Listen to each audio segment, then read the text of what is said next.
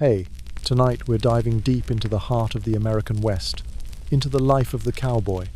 We're not talking about the square-jawed hero you've seen in the movies, the one with the quick draw, the clean shirt, and the unwavering moral compass. We're leaving that myth behind in the dust. Instead, we're going to uncover the gritty, painful, and often brutally short life of the real men who worked the great cattle drives of the late 19th century. You might imagine yourself tough enough to handle the open range, but the truth is, the cowboy life wasn't an adventure, it was a relentless endurance test, and most of us today wouldn't survive a single 24-hour cycle. If you enjoy these immersive journeys into the past, I'd really appreciate a quick like on the video, or even a subscribe, but only if you genuinely feel it's earned. It truly helps these stories find more people who appreciate this calmer, more detailed look at history. I'm always fascinated to know where our community is listening from, scattered across the quiet hours of the globe. So, if you feel inclined, drop a comment with your city or country, and what time it is there. It's a wonderful thing to see how we all connect through these shared histories. Now, it's time to let the day go. Dim the lights. Find a comfortable position in your bed, perhaps turn on a fan for that soft ambient hum, and allow your body to relax. Close your eyes, take a slow breath, and let's ease into tonight's journey together. We're going to explore, in detail, why you wouldn't survive 24 hours as a cowboy on the American frontier. Congratulations, you've just woken up. Not in your warm, soft bed, but on the hard, unforgiving ground of the Texas plains, sometime in the early 1880s. The good news is, you are, for the moment, alive. You are about to become a part of the legendary American West. The bad news is, every single thing you understand about comfort, safety, and basic human dignity has just evaporated. Your day has begun, and it is already a battle for survival.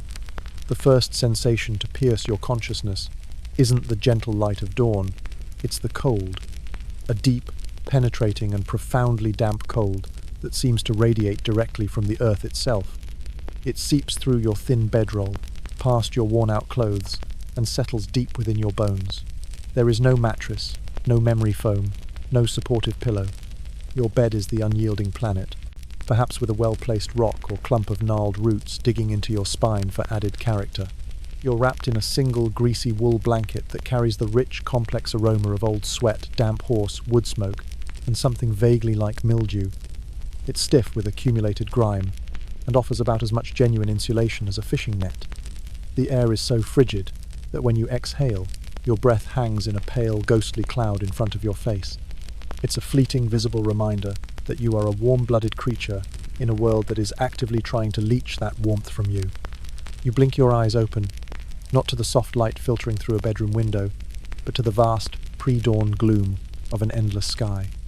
The stars are still out, scattered across the celestial dome with a cold, distant brilliance you've never seen before, undimmed by the light pollution of a future you can't imagine. They are magnificent, yes, but their beauty is alien and uncaring. They offer no comfort, only a profound sense of your own smallness in this immense, empty landscape. Around you, other dark shapes are stirring in the gloom. 10, maybe 15 other men, each wrapped in their own meagre bedroll, are scattered around the dying embers of last night's campfire. There are no tents. Tents are a luxury for soldiers, surveyors, and wealthy travellers, not for the hired hands of a cattle drive.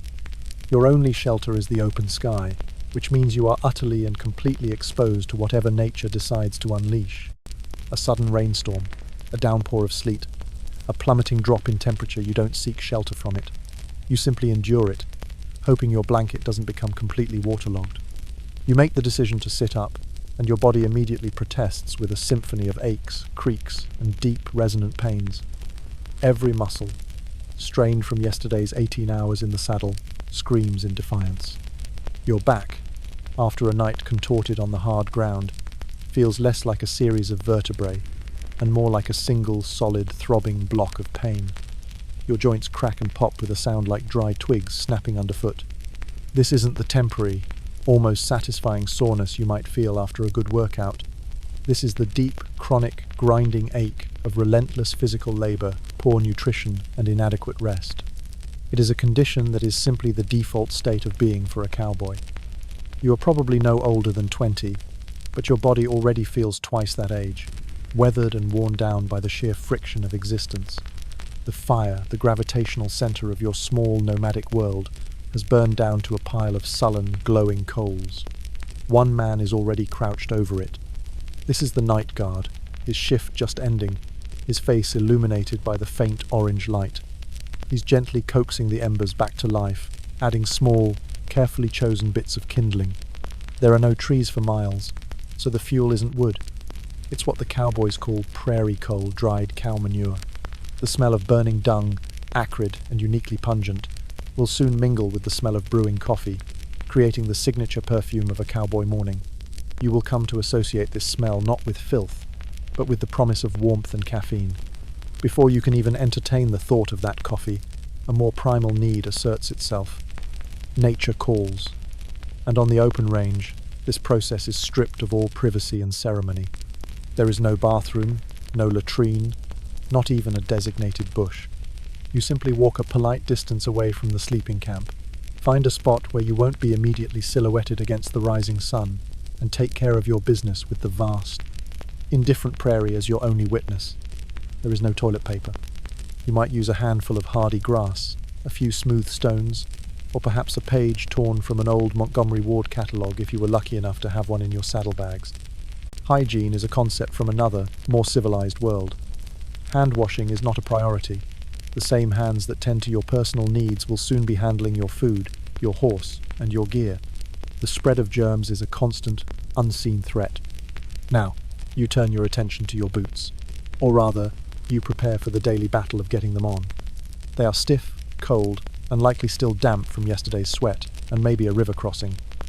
Before you even think of putting your foot inside, you perform a critical ritual. You pick each boot up, turn it upside down, and give it a good, hard shake. You do this not out of habit, but out of a deeply ingrained sense of self-preservation. Scorpions, spiders, centipedes, and even small rattlesnakes are known to seek shelter in the relative warmth and darkness of a boot overnight. A single, careless moment, a failure to check, could result in a venomous bite. Miles from any doctor, in a world without antivenom, such a bite is a slow and agonizing death sentence. Every cowboy knows a story of someone who got careless. Your clothing is as uncomfortable as your bed. You wear a single set of clothes, the same set you'll wear for weeks, maybe months, on end until they literally rot off your body. They consist of rough wool or denim pants, a flannel or cotton shirt, and a vest. Everything is stiff with dirt, dried sweat, and the fine, pervasive dust of the trail. It chafes your skin raw in a dozen different places, creating sores that never quite have a chance to heal. There are no clean socks, no comfortable underwear. You are wearing your misery, and it has a distinct, powerful odor. The idea of washing your clothes is a laughable fantasy. Water is far too precious, reserved for drinking and cooking. And there is certainly no time in the relentless schedule of the drive for laundry. The accumulated grime on your clothes does, however, serve one useful, if unintended, purpose. It clogs the weave of the fabric, providing a crude but effective layer of insulation against the biting wind. Your first conscious thoughts of the day are not about your hopes or your dreams. They are a rapid-fire assessment of immediate threats and tasks. Is your horse still where you left it, or has it strayed? Are the thousands of cattle calm, or are they restless? Is that distant rumble the sound of an approaching thunderstorm, or the first hint of a potential stampede? Your mind is in a state of constant, low-grade alertness. The prairie is not a peaceful, pastoral backdrop. It's an active, powerful participant in your life, and it is overwhelmingly indifferent to your survival. You've been awake for less than 15 minutes. You are cold, sore, unwashed, and already feel a bone-deep weariness. You haven't had a sip of water or a bite of food. And the sun, a sliver of orange on the horizon, isn't even fully up yet. The workday, a brutal, unforgiving stretch of 16 to 18 hours, is just about to begin. Welcome to your first full day as a cowboy. It will demand everything you have and give almost nothing in return. Now that you've managed to coax your aching body into a vertical position, your senses are drawn to the one beacon of hope in the pre-dawn chill, the chuck wagon. This is the rolling kitchen, the supply hub, the social center, and the undisputed kingdom of the trail cook, a figure you will learn to fear and respect in equal measure. Your first objective is coffee. but you must immediately and forcefully banish any image you have of a modern cup of coffee. There is no artisanal roast, no delicate foam art, no choice of oat or soy milk. What awaits you is Cowboy coffee, and it is less a beverage and more a form of liquid grit, a tool for blasting your nervous system into wakefulness. You stumble over to the chuck wagon, tin cup in hand. The cook, or koozie, as he's known on the trail, is already a whirlwind of activity. He is often an older, broken-down cowboy, too old or too injured for the saddle, but his authority here is absolute. He rules his domain with a cast-iron fist and a vocabulary that could make a mule blush. You approach his fire with deference. A single misplaced word could earn you his wrath, which might manifest as the smallest portion of food or the weakest coffee for the rest of the week. His fire is roaring, built in a shallow pit. Hanging over it is a large blackened granite-ware coffee pot, perpetually simmering.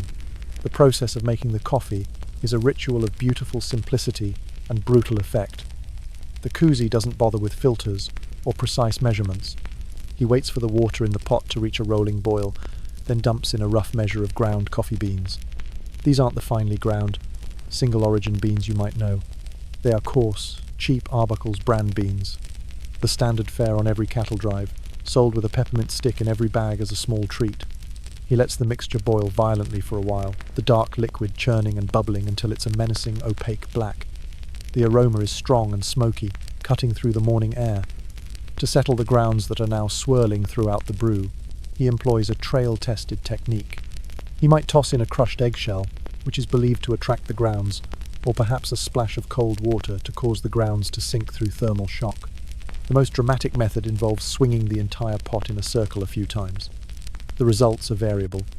He grabs your outstretched tin cup and ladles in the brew.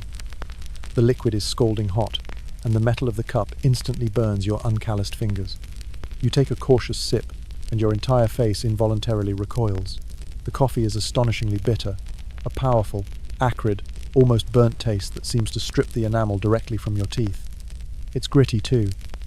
Despite the koozie's best efforts, a thick sludge of coffee grounds inevitably settles at the bottom of your cup, ensuring that your last gulp is a mouthful of warm, bitter mud. There is no sugar. There is no cream. You drink it black, you drink it hot, and you drink it without a word of complaint. You learn to be grateful for it, because it is the only thing that will cut through the fog of exhaustion.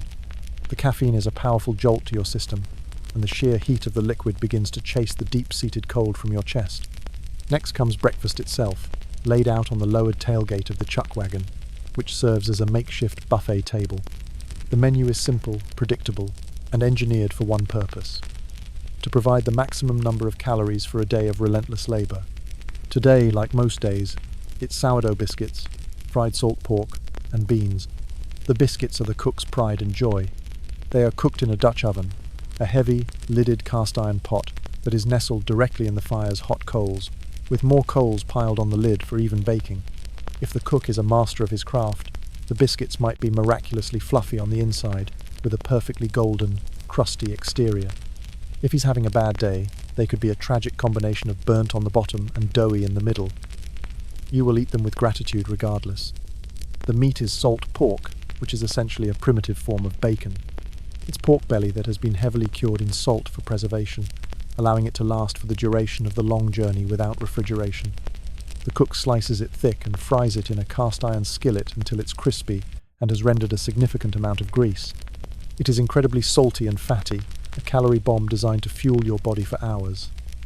It is not, by any stretch of the imagination, a health food. And then there are the beans, pinto beans, affectionately or despairingly known as prairie strawberries or whistleberries. They have been simmering in a pot since the night before, flavoured with little more than salt, chili powder, and perhaps some of the leftover bacon grease. Beans are the undisputed fuel of the West. They are cheap, they are filling, they are easy to transport, and they are ever present. You will eat beans for breakfast. You will likely eat beans for lunch, and you will almost certainly eat beans for dinner. You will come to know beans in a way you never thought possible, in all their monotonous, gas-inducing glory. You shovel the food down quickly, using a simple fork or just a biscuit to scoop up the beans. There is no dining table, no chairs, no polite conversation. You eat standing up or squatting on your heels near the fire, hunched over your tin plate to protect it from the dust that is already beginning to stir in the morning breeze. You eat with a sense of urgency, because as soon as the meal is over, the work begins. The nutritional profile of this meal is desperately unbalanced. It's incredibly heavy on fat, salt, and starch, with virtually no vitamins. Fresh fruits and vegetables are a forgotten luxury on a cattle drive. This monotonous, unbalanced diet is the reason so many cowboys suffered from chronic ailments. Scurvy, the debilitating disease caused by a lack of vitamin C, was a constant threat, leading to bleeding gums, loose teeth, extreme fatigue, and eventually death. The cook might try to combat this with vinegaroons, a concoction of vinegar, molasses, and water, but its effectiveness was minimal. As you finish your last bite of greasy pork and swallow the last of your gritty coffee, you can hear the sounds of the camp fully coming to life. The lowing and shuffling of thousands of cattle, the impatient whinnying of horses, and the sharp, authoritative shouts of the trail boss. He's the man in charge, and his word is absolute law.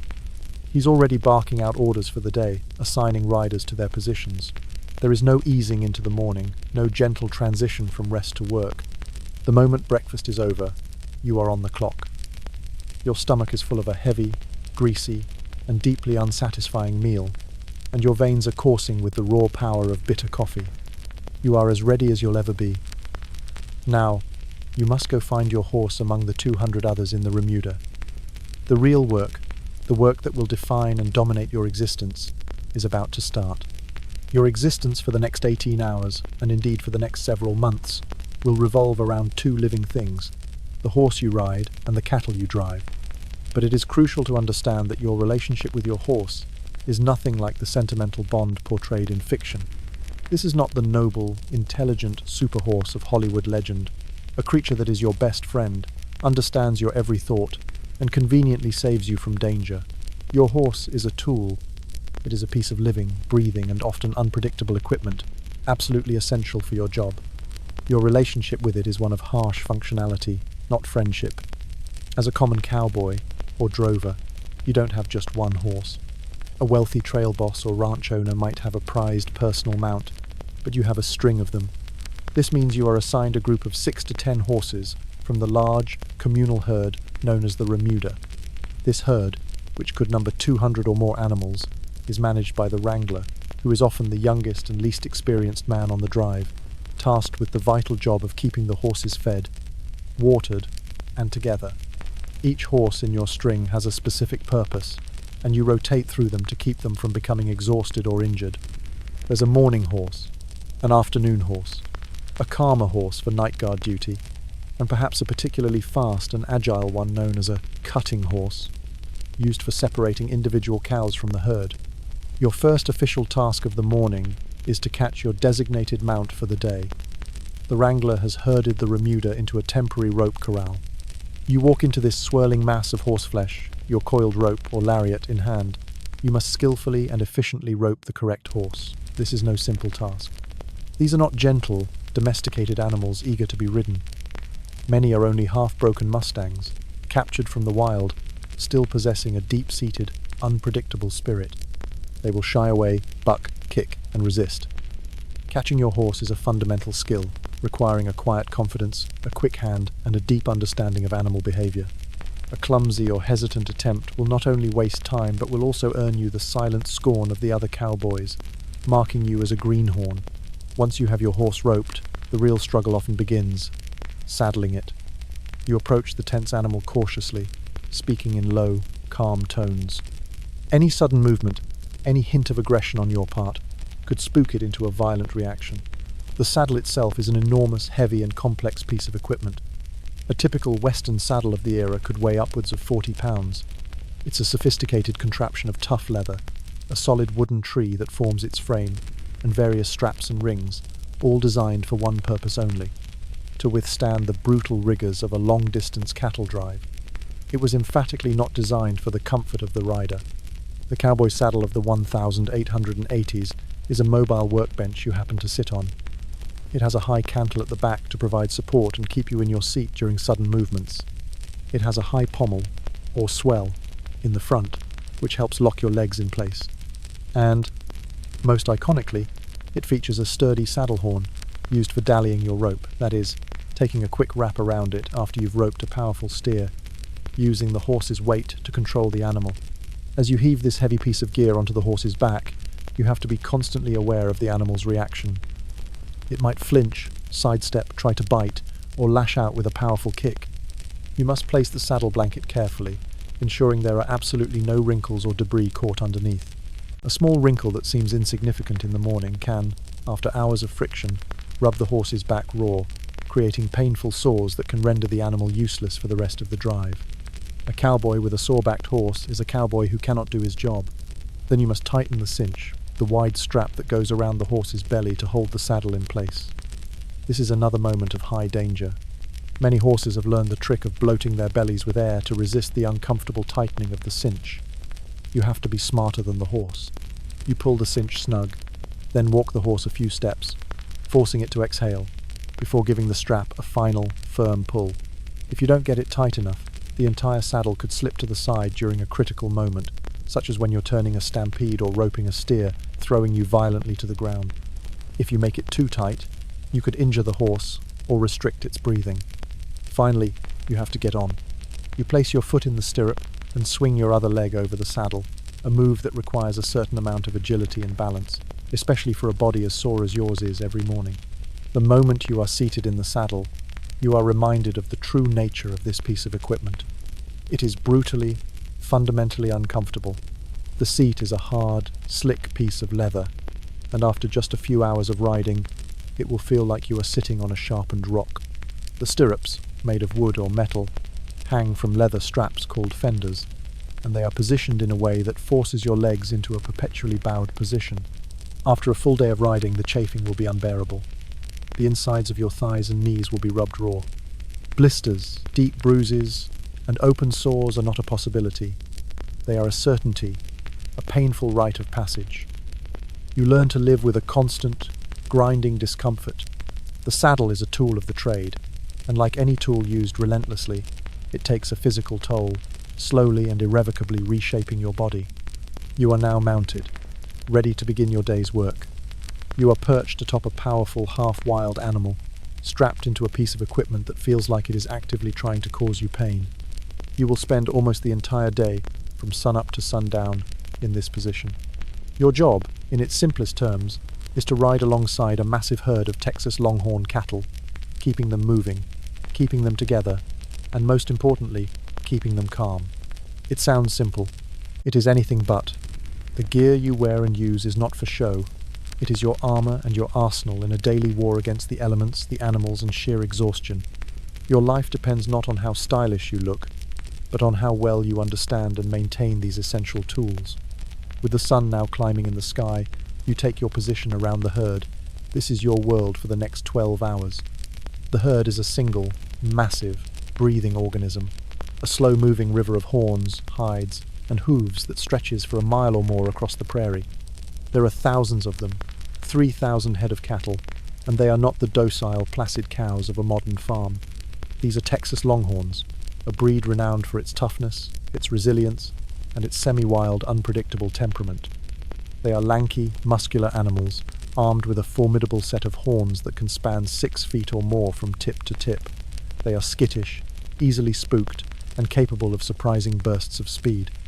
Your job is to manage this living avalanche, a task that requires immense skill, patience, and a bit of luck. The structure of the cattle drive is highly organized, a mobile military-style operation. The trail boss is the general. The cowboys are the soldiers, each with a specific post and duty. The most experienced cowboys ride at the front, in the point position. They are responsible for directing the herd, setting the pace, and navigating by landmarks, the sun and the stars. They are the pilots of this great, slow-moving ship. Further back, on either side of the herd, are the swing riders. They ride on the flanks, just behind the point, keeping the cattle from spreading out too wide. Behind them are the flank riders, who perform a similar function further back. Your position, as a less experienced hand, is likely to be at the very back of the herd. You are riding drag. Riding drag is unequivocally the worst, most miserable, and least respected job on the entire drive. You and a few other cowboys are responsible for chivying along the stragglers, the slow, the weak, the sick, and the stubborn mother cows with their calves. But your primary function is to exist in a thick, choking, inescapable cloud of dust kicked up by the 12,000 hooves in front of you. The dust is a physical entity. It is a fine, alkaline powder that gets into your eyes, your nose, your mouth, and your lungs. It coats your skin and clothes in a thick, gritty film.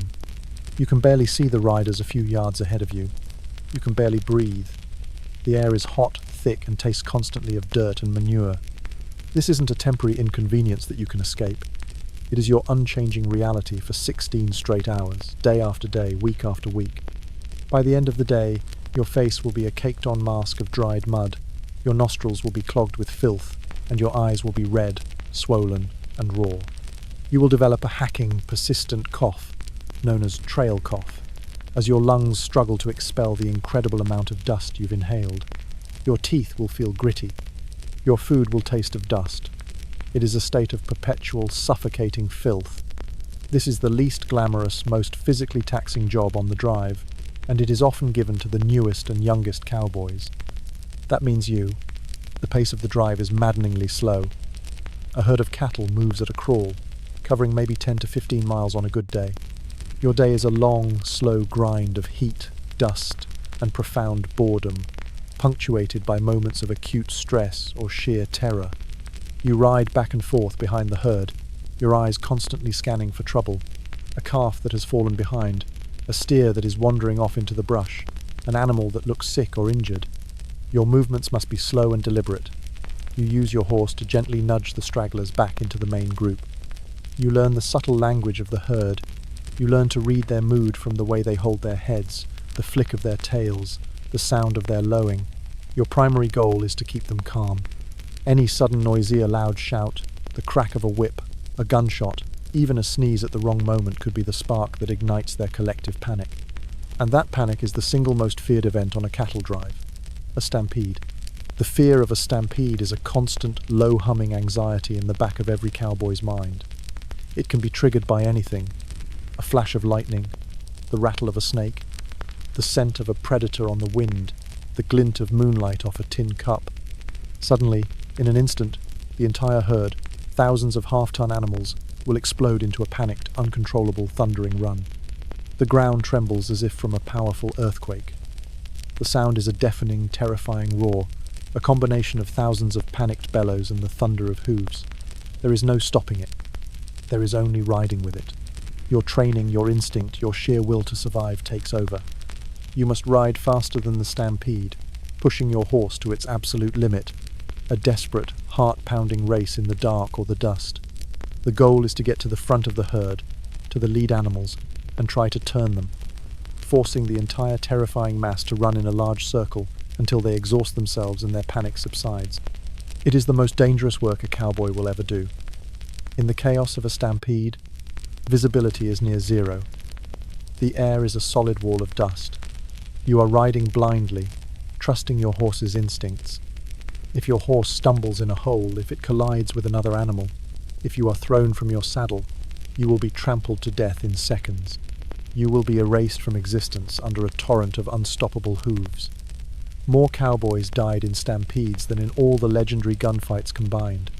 It is a constant, terrifying possibility that hangs over every moment of the drive, a shadow that lends a sharp, metallic taste to the dusty air. Your day is a long, slow grind of heat, sun, and suffocating dust. A monotonous rhythm of boredom punctuated by the ever-present possibility of sudden, violent death. You eat your lunch in the saddle, without stopping. The cook will have ridden ahead with the chuck wagon to prepare the noon meal, but you don't join him.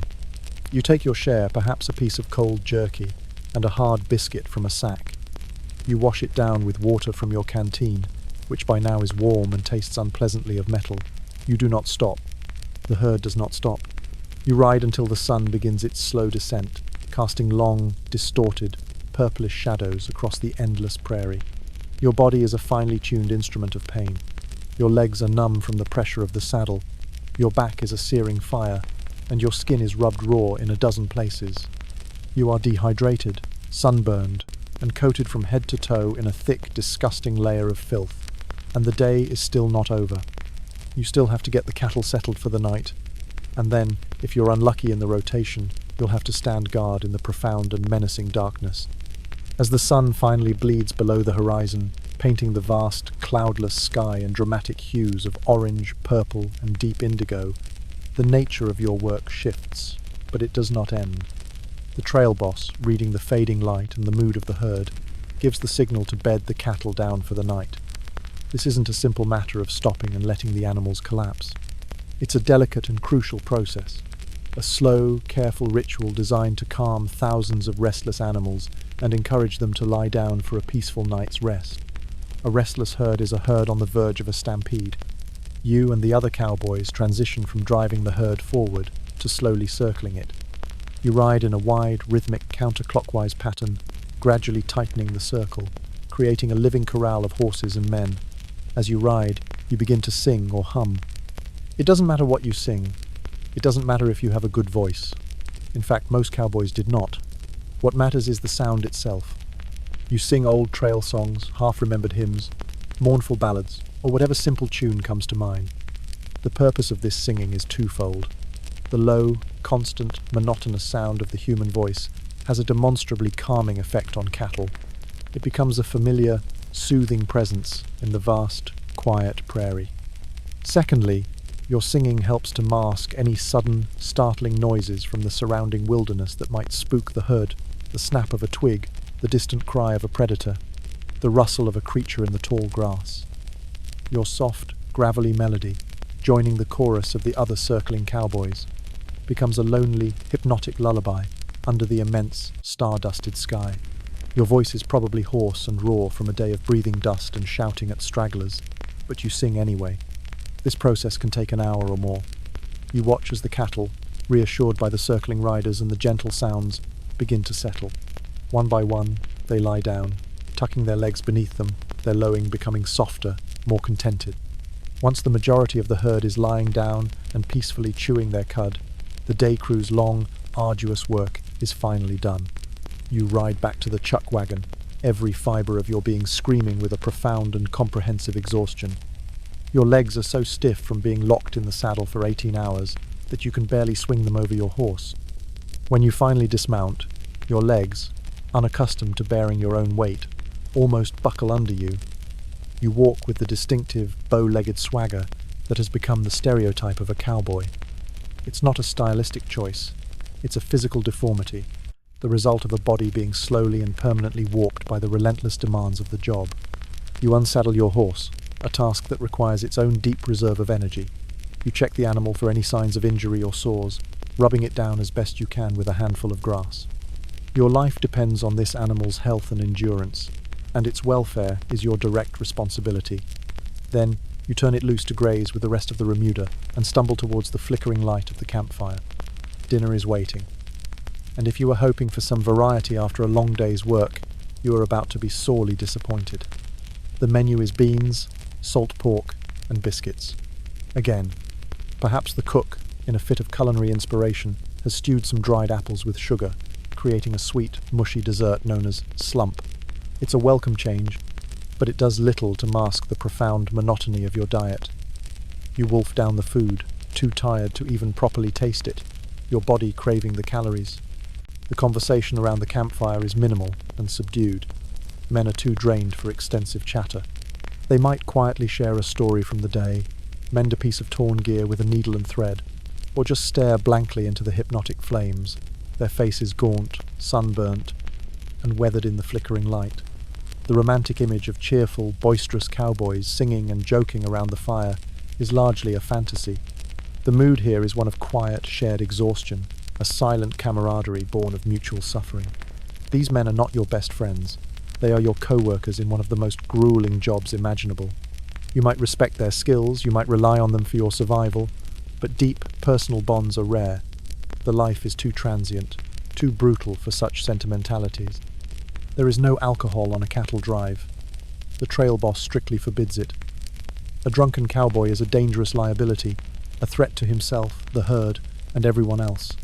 Your only solace is another cup of the koozie's brutally strong coffee, and perhaps a pipe filled with cheap, harsh tobacco, if you have any. And just when you think you can finally, mercifully crawl into your bedroll and embrace the oblivion of sleep, the trail boss calls out the assignments for the night guard. Every cowboy, without exception, has to take a turn. The night is divided into shifts, usually 2 hours long. 2 men at a time will watch over the herd while the others sleep. If your name is called for the first or second shift, a silent groan escapes your lips. It means your precious few hours of rest are about to be cut in half. If you are on night duty, you must saddle a fresh horse, one specifically chosen from your string for its calm demeanor and good night vision. You ride out to the edge of the vast, sleeping herd, a lone dark silhouette against the brilliant, starry sky. Your job is to circle the cattle, slowly and quietly, continuing the soft singing or humming that keeps them calm. You are a sentinel, watching for any sign of trouble. The night on the prairie is a living, breathing entity. It is filled with a chorus of sounds you learn to interpret: the chirping of crickets, the mournful, yipping howl of a distant coyote, the low rustle of unseen creatures in the tall grass. The darkness is absolute, a profound, ink blackness that seems to swallow the very light of the stars. It is a deeply lonely and unsettling experience. You are alone with your thoughts, your crushing exhaustion, and the immense, sleeping weight of 3,000 cattle.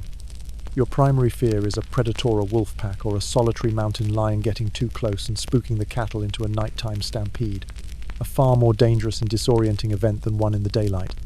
But an even greater and more unpredictable fear is the weather. A sudden thunderstorm can materialize out of the darkness with terrifying speed. A single, unexpected flash of lightning, followed by a sharp clap of thunder, and the entire herd can explode into a blind, panicked run in the dead of night. You ride your slow, endless circle, your eyes straining to pierce the darkness, your ears tuned to every subtle shift in the night's symphony. You are actively fighting off sleep, the deep, heavy, leaden exhaustion that threatens to pull you from the saddle. You count the stars, you hum your trail songs, you do whatever it takes to stay awake. A moment of carelessness could be catastrophic. When your 2-hour shift is finally over, you ride back to camp, quietly wake up the next man on the roster, and then, finally, you are allowed to sleep. You don't even bother to take off your boots or your clothes. You collapse onto your bedroll, pulling the greasy wool blanket over you. The ground is just as hard and unforgiving as it was the night before. Your body aches in a dozen new and inventive places, but you are so profoundly tired that you barely notice. You fall into a deep, dreamless, and utterly exhausted sleep. It is an oblivion that lasts for what feels like only a few fleeting moments before you are once again awakened by the biting cold, the cook's clanging pots, and the grim, unchanging beginning of another identical, grueling day. You have survived your first 24 hours, and you have about 60 more of these days to go before the drive is over, if you're lucky. Beyond the spectacular and immediate dangers of stampedes and thunderstorms, the life of a cowboy was defined by a landscape of constant, ambient, and often invisible threats. Survival depended on navigating a relentless series of perils that could erode your health, break your body, and end your life far from home, without ceremony or witness. The most persistent of these enemies were disease and injury, for which there was virtually no remedy. Let's first consider your general health. Your diet, as we've established, is a nutritional disaster. A monotonous rotation of salt, pork, beans, and biscuits provides calories, but is severely deficient in essential vitamins and minerals. The most immediate consequence of this is the ever-present danger of scurvy. This vitamin C deficiency begins subtly, with fatigue and aching limb symptoms you would easily dismiss as the normal state of exhaustion. But as it progresses, your gums begin to swell, soften, and bleed. Your teeth loosen in their sockets. Old wounds, even those that healed years ago, can spontaneously reopen. Your joints swell painfully, and you are overcome with a profound lethargy. Left untreated, scurvy is fatal. The cowboys knew of it, but had few defenses against it, save for the occasional wild berries or onions they might find, or the dubious vinegaroon concoction from the cook. Water, the most essential element for survival, was a constant source of danger. Your canteen held a finite supply, and on the vast, arid plains, finding a clean source was not always possible. You would often be forced to drink from stagnant pools, or tanks, thick with algae and animal waste. Or you'd drink from rivers that, while appearing clear, could be contaminated with bacteria from animal carcasses or human waste upstream. Drinking this water was a game of Russian roulette. It could lead to dysentery, typhoid, or cholera, diseases that would incapacitate you with violent cramps, fever, vomiting, and diarrhea. In a modern context, these are treatable illnesses. On the trail, they were a death sentence. There were no antibiotics, no intravenous fluids, no medical care of any kind. If you fell ill, you were faced with a grim choice. You could try to keep up with the drive, growing weaker by the day, until you inevitably fell from your saddle. Or, if you were too sick to ride, you would be left behind. The trail boss, with a herd worth thousands of dollars to protect, could not afford to stop or slow down for one sick man. You would be left with a canteen of water, a little food, and perhaps a single bullet for your revolver, a silent suggestion for how to end your suffering if it became unbearable. This was the cold, hard economic reality of the cattle drive. Injury was an equally constant and terrifying threat. The work was physically dangerous. A fall from a horse was a common occurrence. If you were lucky, you'd walk away with a few bruises.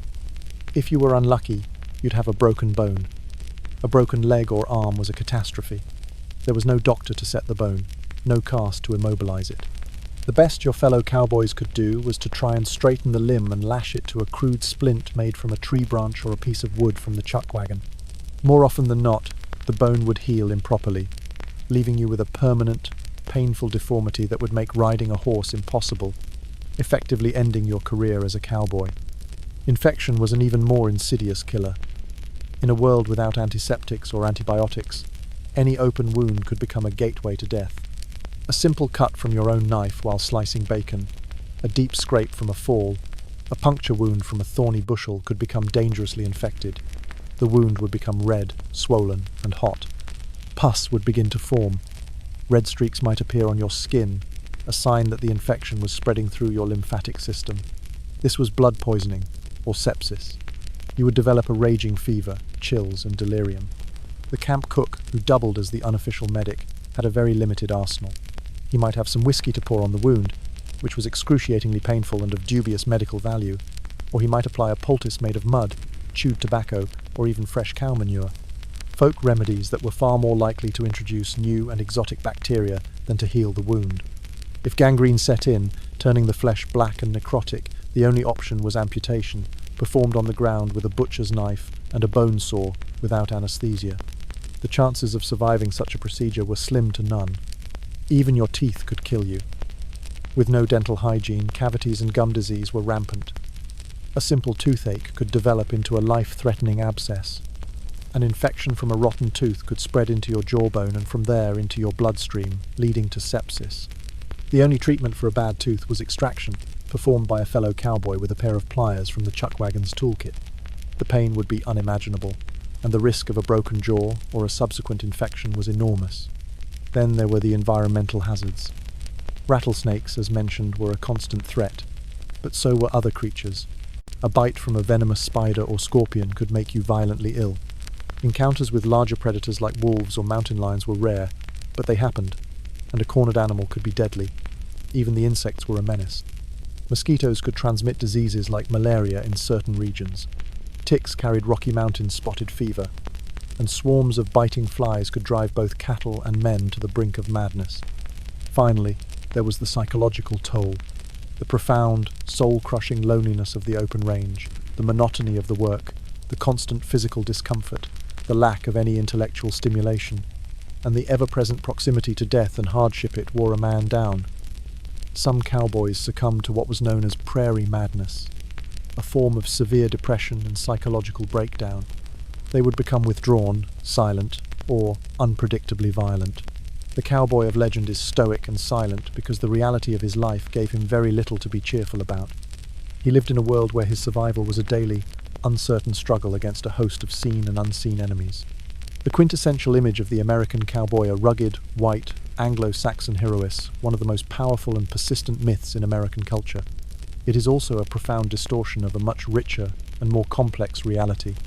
The cowboy, as both a figure and a set of skills, did not spring fully formed from the Texas soil. He was the direct cultural and professional descendant of the Mexican vaquero. And the ranks of the working cowboys themselves were filled with a diversity of men whose stories have been largely erased by the dominant, whitewashed legend. Long before the great Texas cattle drives, the Spanish, and later the Mexicans, had been ranching cattle in the Southwest for centuries. They developed a sophisticated culture of horsemanship and cattle herding complete with its own unique tools, techniques, and vocabulary. The vaquero was the original cowboy. Almost every element you associate with the American cowboy has its roots in this tradition. The wide-brimmed hat? It evolved from the sombrero. The leather leggings, or chaps. They come from the chaparreras worn by vaqueros to protect their legs from thorny brush. The lariat, the western saddle with its distinctive horn, the use of spurs for precise signaling, the very act of the roundup, or rodeo, all of these are direct inheritances from the vaquero culture. Even the cowboy's vocabulary is peppered with Spanish loanwords, lariat from la riata, chaps from chaparreras, remuda from the Spanish word for remount, and even buckaroo, a corruption of the word vaquero itself.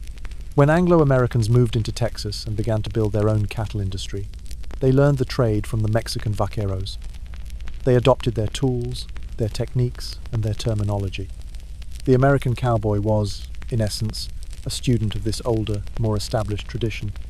Furthermore, the cattle drives of the post-Civil War era were a magnet for men from all walks of life, and the workforce was far more diverse than the movies would have you believe. It is estimated that as many as 1 in 4 cowboys on the Texas trails was African American. Many of these men were former slaves who possessed exceptional skills in horsemanship and cattle handling, skills they had learned on the plantations of the Old South. For them, the cowboy life, despite its hardships, offered a measure of freedom and economic opportunity that was unavailable in the deeply segregated society they had left behind. On the trail, a man's worth was judged more by his skill with a rope and his endurance in the saddle than by the color of his skin. While prejudice certainly existed, the pragmatic demands of the cattle drive often created a more egalitarian environment than could be found almost anywhere else in America at the time. Native Americans also worked as cowboys, often valued for their incredible knowledge of the land and their unparalleled horsemanship. Many had grown up in cultures where the horse was central to life, and they adapted these skills to the work of the cattle industry. There were also a significant number of cowboys of European descent who were not Anglo-Saxon, including immigrants from Germany, Ireland, and England. And of course, Mexican vaqueros continued to be a vital part of the workforce, often serving as the most skilled and experienced hands, and sometimes as the trail bosses themselves. This rich tapestry of cultures, Anglo, Mexican, African American, and Native American, created a unique and complex social world on the trail. Men from vastly different backgrounds were thrown together in a situation where they had to depend on each other for their mutual survival. They shared the same food, faced the same dangers, and slept under the same stars. They learned from each other, borrowing slang, songs, and techniques, creating a hybrid culture that was unique to the American West. This historical reality stands in stark contrast to the myth of the lone, white hero. The cowboy legend, as it was crafted by dime novels and Hollywood, deliberately erased this diversity. It served a specific cultural purpose, to create a foundational myth for America that was simple, heroic, and white. It presented the West as a vacant wilderness tamed by rugged Anglo-Saxon individualism, rather than the complex meeting ground of cultures it truly was. Understanding the true diversity of the cowboys who worked the trails doesn't diminish the legend, it enriches it. It replaces a one-dimensional caricature with a more fascinating and accurate picture of the American West. It reminds us that the story of America has always been woven from many different threads, even in its most iconic and mythologized chapters.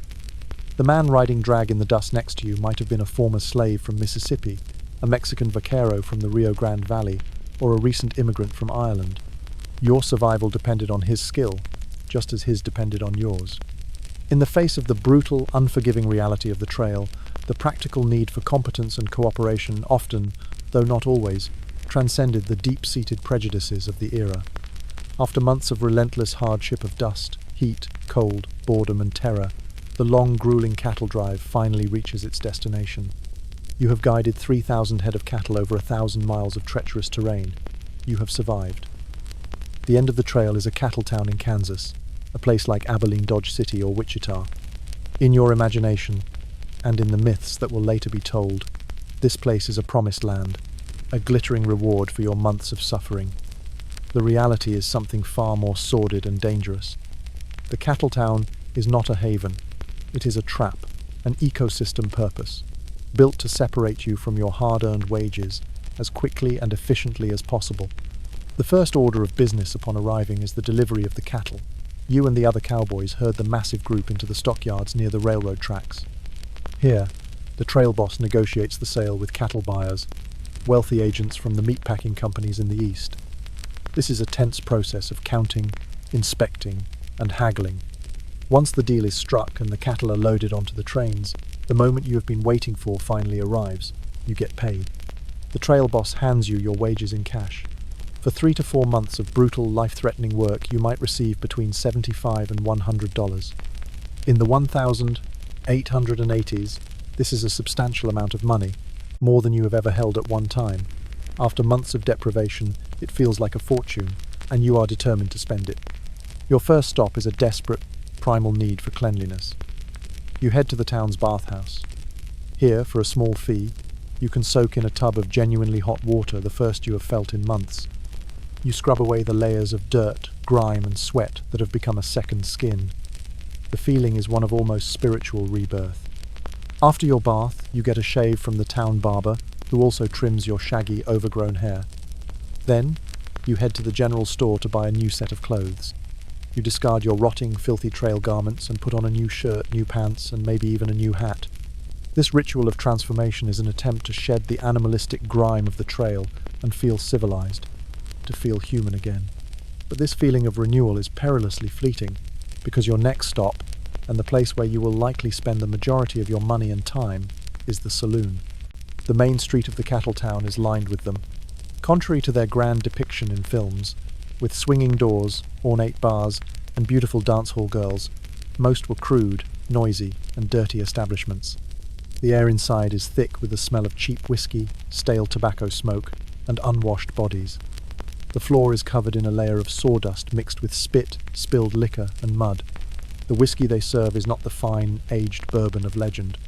It is often raw, uncut, and incredibly potent rot-gut alcohol, sometimes mixed by the saloon keeper with additives like tobacco juice, red pepper, or even turpentine to give it an extra kick and make it seem stronger. The cowboys, whose bodies are unaccustomed to alcohol after months of forced sobriety on the trail, drink it with reckless abandon. The primary business of the saloon, besides selling poisonous liquor, is gambling. Professional gamblers, smooth-talking, well-dressed men skilled in the arts of deception, flock to the cattle towns to prey on the naive and newly wealthy cowboys. Games of faro, poker, and monte are in full swing at every table. Almost all of them are rigged. The cards are marked, the dealers are experts at sleight of hand, and the odds are insurmountably stacked against you. In a single night of drunken, overconfident betting, you can easily lose your entire 3-month salary. It happens all the time. And then there is the brothel. The soiled doves or painted ladies of the West have been deeply romanticized in fiction, portrayed as glamorous figures with hearts of gold. The reality was unimaginably grim. Most of these women were trapped by poverty, addiction, abandonment, or coercion. They lived hard, dangerous lives, constantly at risk of violence from drunken customers and exploitation by their employers. They suffered from rampant venereal diseases like syphilis and gonorrhea, for which there was no effective treatment. A visit to a brothel was, for the desperately lonely cowboy, a fleeting and transactional moment of intimacy in a life almost entirely devoid of female companionship. But it was a hollow comfort, a moment of pleasure that often came at a great cost to both parties, spreading disease and deepening the cycle of exploitation. The cattle town itself is a cauldron of chaos and peril. The combination of thousands of young, exhausted, and newly paid cowboys, cheap alcohol, and the presence of firearms created an incredibly volatile environment. Fights were constant. These were not the stylized, almost comical bar brawls of the movies. They were ugly, brutal, and often deadly affairs, fought with fists, knives, and guns. The legendary lawmen of the West, figures like Wyatt Earp or Bat Masterson, were not shining knights of justice. They were often complex, morally ambiguous men who were sometimes little better than the outlaws they were supposed to be controlling. Their primary job was not to dispense justice, but to maintain a basic level of order that would allow the town's businesses, the saloons, gambling halls, and brothelsto continue operating profitably. They were there to protect the town's economy, not the cowboys' well-being.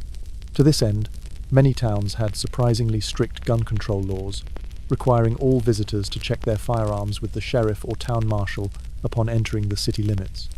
The idea that every cowboy walked around town armed and ready for a duel is another powerful but largely inaccurate myth.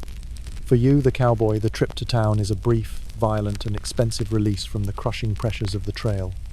It is a dizzying blur of whiskey, cards, noise, and fleeting physical pleasures.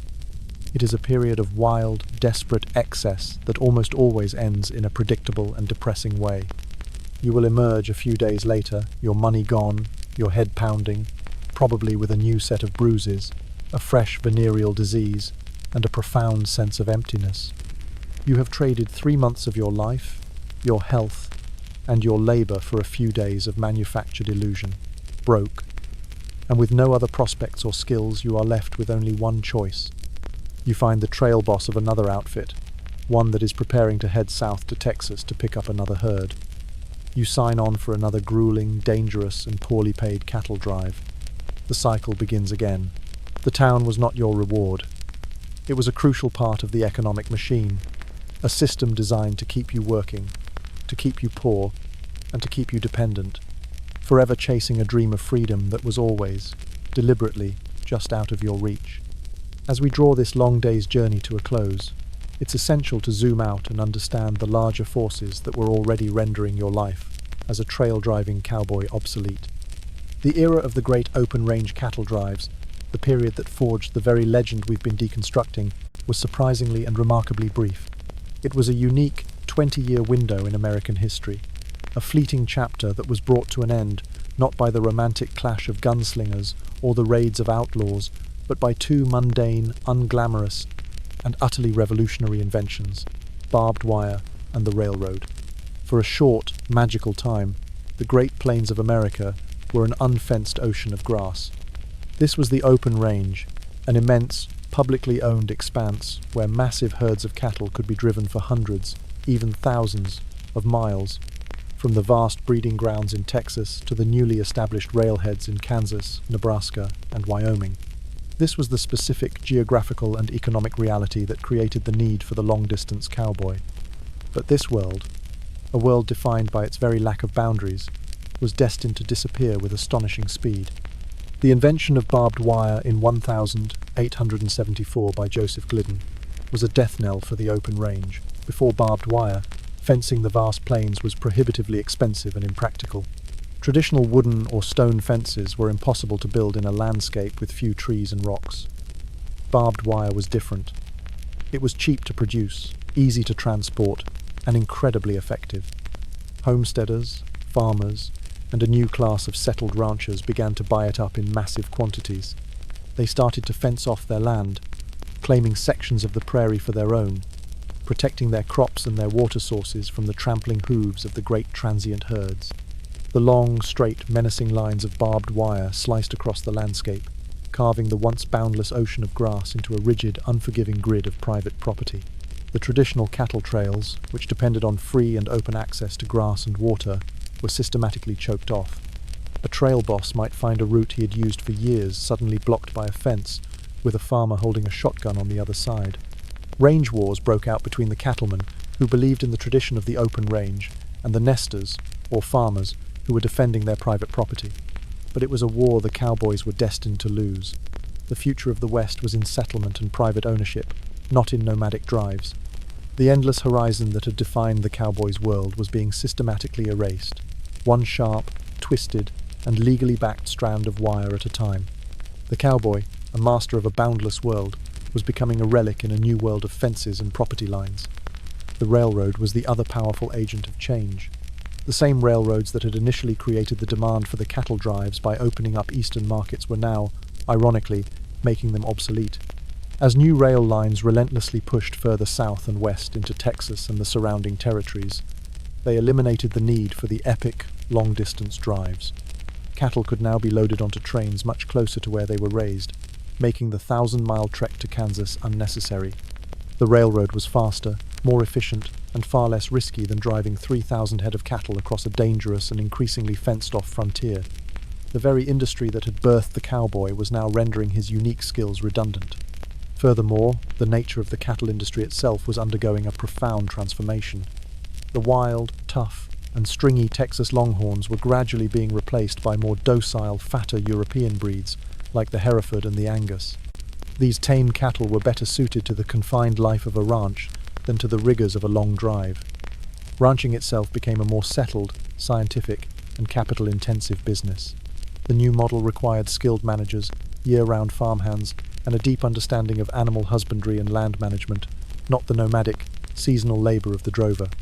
The romantic era of the wandering cowboy, living life from the back of a horse and sleeping under the stars, was over. What became of the tens of thousands of men who had lived this life? Their fates were as varied as their backgrounds. Some adapted. They swallowed their pride, hung up their trail gear, and became ranch hands, working on the very fenced-in ranches that had destroyed their way of life. They became farmers, miners, or took other wage-earning jobs in the rapidly growing towns of the West. They traded their bedrolls for beds, their campfires for stoves, and their freedom for stability. Many struggled to adjust to this more settled, constrained existence. The boundless freedom of the open range, however brutal and impoverished it had been, was a difficult thing to leave behind. Others simply drifted. They became itinerant workers, forever seeking a frontier that no longer existed. They were men out of time, living relics of a bygone era, their unique and hard-won skills no longer in demand. They were the ghosts of the open range, haunting a West that was rapidly modernizing around them. And yet, as the real working cowboy faded into obscurity, his myth was just beginning to be born. In a strange and ironic twist, as the actual job disappeared, its image was seized upon by dime novelists, Wild West shows like Buffalo Bill Cody's, and later, the nascent film industry.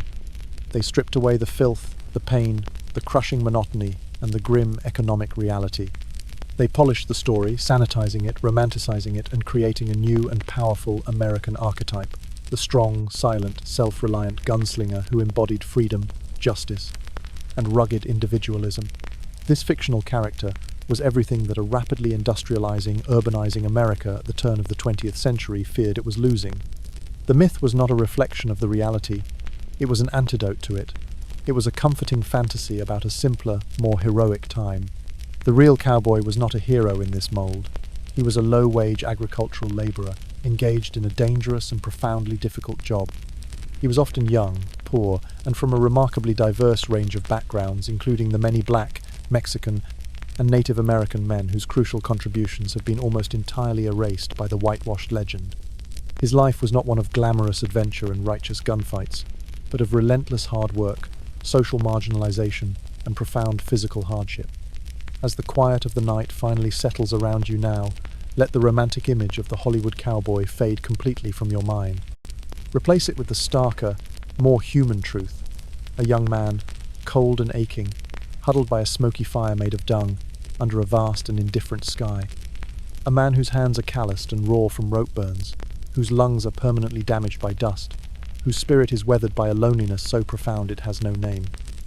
His story is not one of fantasy. It is one of raw, human endurance against overwhelming odds. The real legacy of the cowboy is not found in the celluloid glamour of Hollywood, but in the quiet, forgotten resilience of ordinary people facing an extraordinarily difficult world. Their lives were not easy. Their deaths were often lonely. But their story, stripped of its myth, is a powerful and deeply moving testament to the forgotten labor that truly built the American West. The vast, silent prairie now settles into the deep, profound darkness of night. The embers of the campfire glow like a final, fading pulse in the immense blackness. The cattle are quiet, and the only sounds are the soft, dry whisper of the wind through the tall prairie grass and the distant, mournful howl of a lone coyote.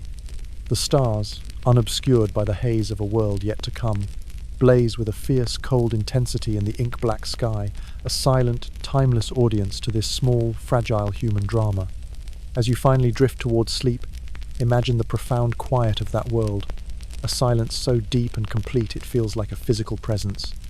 The cowboy's long day is done. He has survived. And in that simple, unadorned fact, there is a heroism far greater and far more real than any myth. Sleep now, and let the vast, quiet peace of the open range carry you into your dreams,